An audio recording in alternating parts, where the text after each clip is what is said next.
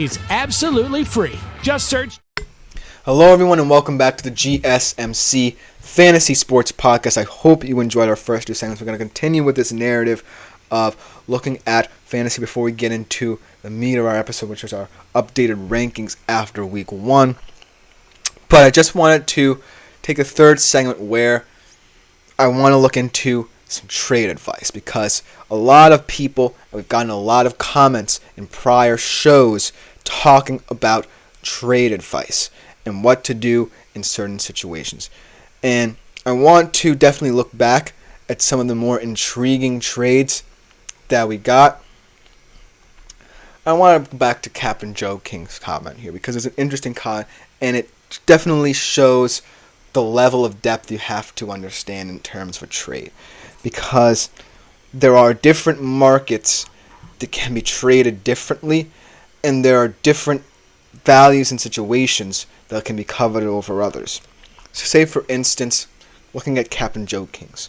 He wanted to trade away Adams and Jordan Mason in return for Rashee Rice. This is an interesting trade, because like-for-like trades are much more easier to assess. But the reason why, as Shapizi Sweet Spot says, Jefferson and Aaron Jones for Tyreek and Achane, that's another example of an interesting trade, because you're getting like-for-like trades where you can assess both positions. Whereas if you're just looking for a 2-for-1 deal or a 3-for-1 deal this early in the season, that's where I might warn you. But situations where you're getting 2-for-2 and 2-for-1, and it's a high-value player that you get in return, are easier to assess, because the markets are going to become more volatile as we get more injury updates, especially as more players become available on the waiver wire. It's going to be interesting to assess trades. But let's start off with Shep Easy's Sweet Spots trade, because it's a very interesting and in-depth trade as well. 2-for-2 trade here. Jefferson and Aaron Jones for Tyreek and Achane.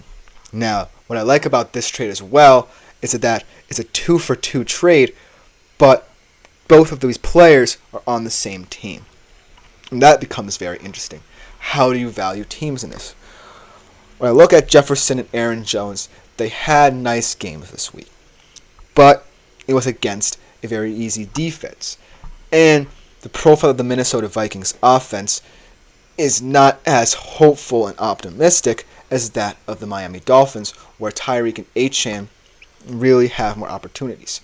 Tyreek and Achane, well, Achane didn't necessarily have a good game as a rusher, but he did have a good game as a receiver. I'll give him that. He's someone who I've always said we have to wait and see how the season will pan out for him. And then Tyreek Hill is someone who I think can just change the narrative of a game on one catch like he did in that game against Jacksonville. So assessing this trade is much easier when you know that the teams you're assessing are definitely more optimistic than one another. And that's what I see in this trade. I don't necessarily just see Jefferson and Aaron Jones. I see the Minnesota Vikings. And right now, as much as I love both of these players, and potentially more than, say, Achane, who could be seen as a liability in this trade, I think that this trade shouldn't necessarily happen. Yes, Tyreek Hill is a game-changing receiver. But at the end of the day, call me crazy, but Jefferson and Aaron Jones can elevate this Vikings offense and make it better. And that's another thing. The potential of what a certain offense with certain players can be. Because I like the Miami Dolphins as a team, but not necessarily as a team that has a lot of value in fantasy, because there are a lot of mouths to feed. Sam Darnold, meanwhile, can pick and choose which receiver or running back he wants to utilize the most, because he's growing into this offense, and this offense has room to grow. Yes, they're going to have a lot of tough games, and they're having a tough stretch right now, but Jefferson and Aaron Jones just add more value to their team, and in this trade, the Tyreek and Achane, because I'm not sure Achane will, really maintain the success that we saw last year throughout an entire year yet again. So that's a very good trade, very interesting trade. As Shep Easy Sweet also says, still curious about Adams and Mason for Rice. Do it. I did believe I said when I was addressing Captain Joe King's comment not to do it, because Jordan Mason has a lot of leverage in this situation because of the up-in-the-air status of Christian McCaffrey. If, there wasn't so much tension and rumor surrounding the absence of Christian McCaffrey, I would have said to do it because I love Rashee Rice. I believe he can be a fantasy wide receiver 1 or 2. But at this current moment, Jordan Mason can be someone who adds a lot of leverage in the future. And you can fleece someone with Jordan Mason, especially if you're looking at the potentiality of certain markets as well. Because I think what we're going to see in the trade market this year is that a lot of people will be desperate for wide receivers a lot more, which you can take with a grain of salt, definitely.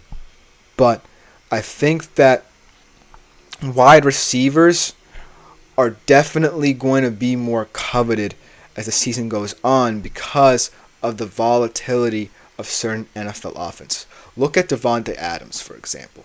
He's not necessarily in the best situation in an offense. Look at Garrett Wilson. He's not in the best situation. So wide receivers are definitely a market to be wary of, because if you're trying to propose a trade, if you're trying to take initiative with a trade, and you want to trade away guys who are high-profile receivers but might not fit in their offenses in real life, then that's a dangerous proposition. However, if someone is asking for a trade, if someone feels like they can add value through, say, a Davante Adams or a Garrett Wilson, then that's a kind of trade that can take place later in the year. Because I'm of the mindset that you should be patient with your team. That's what I was this week. And I saw the deficiencies that my team had. I saw the strengths that my team had. I saw that I needed to bolster my running back room. And I saw that I might need to switch around some of the ways I think about my quarterbacks as well. And also my receivers as well. So week 1 isn't necessarily the best time to truly gauge trades right now. But I could see a world where a lot of trade happens, especially in, say, weeks 3 through 4, that could affect your fantasy football season. That's why I was kind of sitting tight on the Captain Joking comment, Shapizi sweet spot, where Mason could potentially be someone to add a lot of leverage in the future. Because overall, it's kind of interesting to be hasty, and it could be something that wins your league. If you take the initiative, then it shows that you're willing to diagnose the league and expand your horizons in terms of who you know and what knowledge you have of certain players. But it also could lead to regrettable situations, because who knows if Davante Adams could be something. You know what I mean?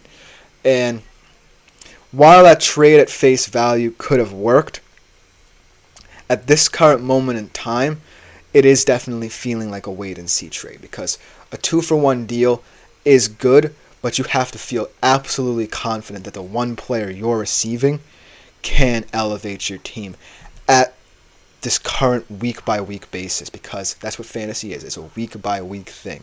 You have to assess certain matchups. You have to assess your team, most importantly, and assess what value you can get out of a trade, especially this early. So that's why that trade is so interesting.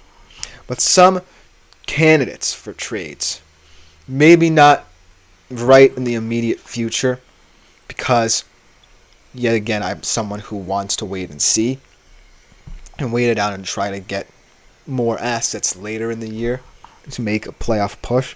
But some trade candidates, trade away if you have him on your roster, and this is something that I will have to get around to doing because he did not perform very well for me, DeAndre Swift. I think that DeAndre Swift, I was kind of hopeful about him when I was talking about Caleb outperforming Stroud in my Bulls fantasy predictions, but he is someone who, at this point in his career, I don't necessarily know if bouncing around to different teams will work out for him. And it's not going to work out for a Bears team that's going through some growing pains. So he's someone who I'm going to trade away. You should, if you have him rostered, trade away as well. But someone you should trade for, who can definitely keep up with the performances, is Ramondre Stevenson. I like him a lot in this New England Patriots offense, and I like the strategic approach that Jerod Mayo employed in their upset win over Cincinnati this week. He definitely adds a lot of value. I think if that's the way they want to go, then Ramondre Stevenson will get a lot of opportunities.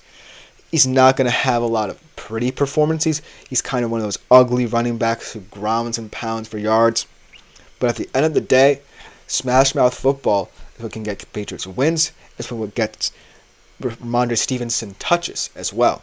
So I'm really intrigued to see how Ramondre Stevenson plays out in certain fantasy leagues. And last but not least, a guy who's going to be playing, not directly, but this weekend, Kenneth Walker as well.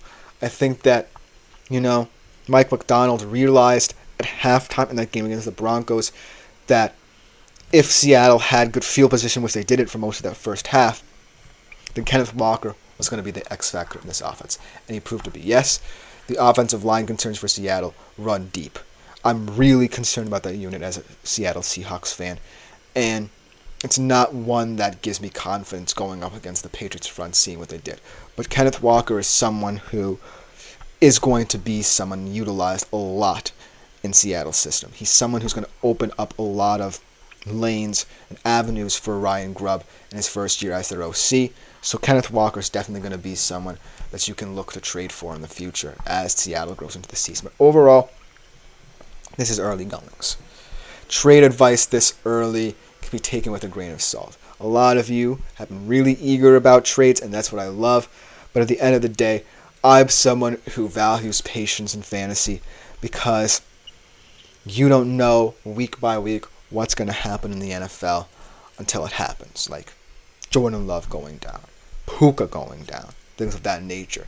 So you're going to have to take it week by week. But right now there are some value in trades. And it's going to be about team fit for fantasy purposes, how you see the teams involved in your trades playing out, whether or not you feel like that trade is right for you in terms of what you're getting in return. Because right now, when I look at that Adams and Mason for Rice trade, it could be appealing based off what you saw from all three of those players. But at the end of the day, you still have to consider what the season could look like for each of those respective teams. And so I will accept all the trade analysis. I love breaking down trades.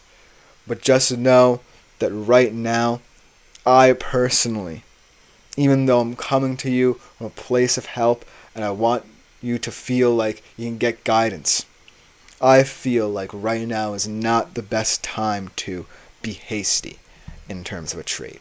But that's just my opinion. Let me know what you think in the comments. That will just about do it for our third segment of today's show. Hope you guys enjoyed this trade advice. I'm really loving all the trade advice that you guys are looking for. I hope that I've been of help for you. But coming next, we switch to our updated rankings. We've seen all the QBs. We've seen all the running backs. Which will be in the top 5. This is not my personal top 5 just yet. I'll talk about my personal top 5 quarterbacks for this week coming next. But these is just an updated QB and running back rankings to close out today's show. We'll be right back to talk about them after this short break.